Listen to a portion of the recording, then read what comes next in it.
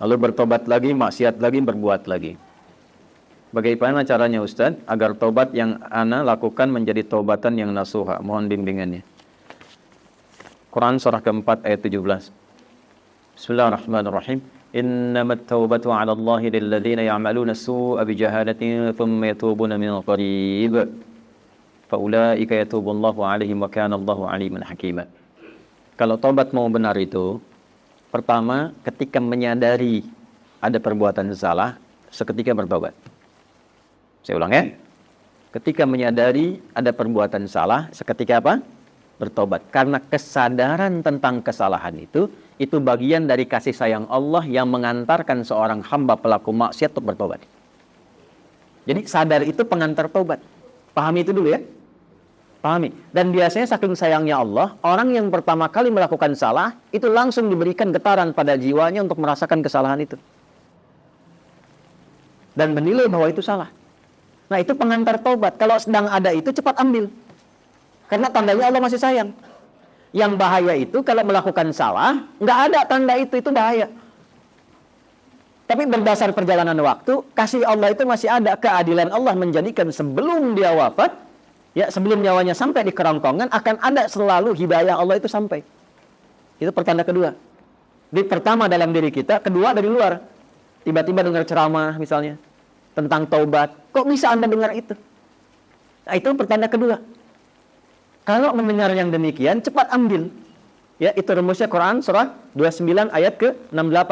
Walladzina jahadu fina lanahdiyannahum subulana. Orang yang cepat mengambil petunjuk dari kami, cepat dia ambil, kami bimbing dia menuju jalan-jalan kebaikan kami. Gitu ya?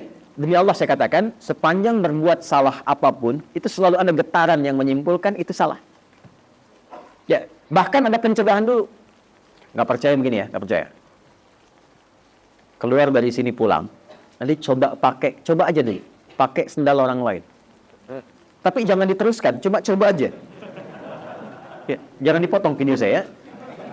Coba, jangan diteruskan. Itu begitu akan dipakai, pasti hati kecil mengatakan, itu bukan punya kamu. Itu pencegahan namanya. Begitu dipakai, dipaksakan pakai, nanti di pertengahan ada rasa lagi, kamu salah. Nah itulah pengantar taubat.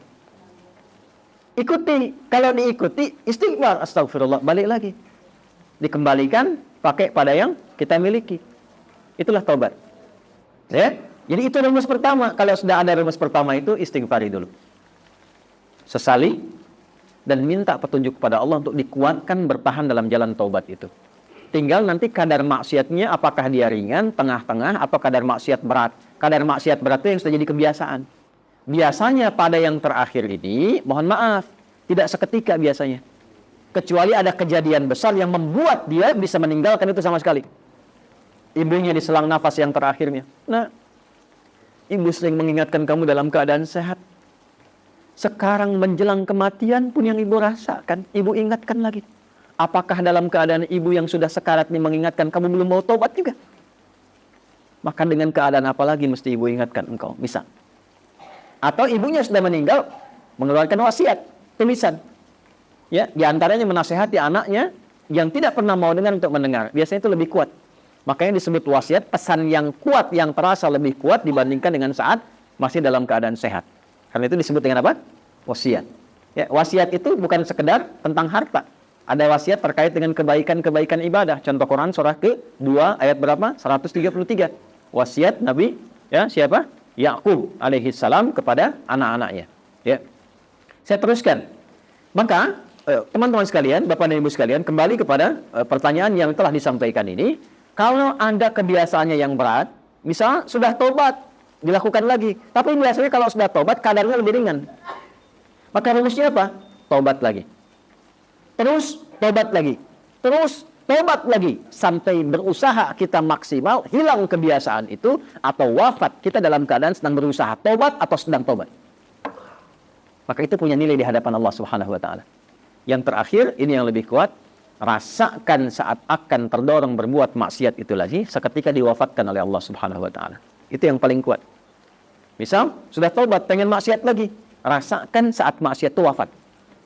Itu yang paling cepat mencegah dari perbuatan buruk, sehingga insya Allah dari salah bisa berpeluang menjadi saleh.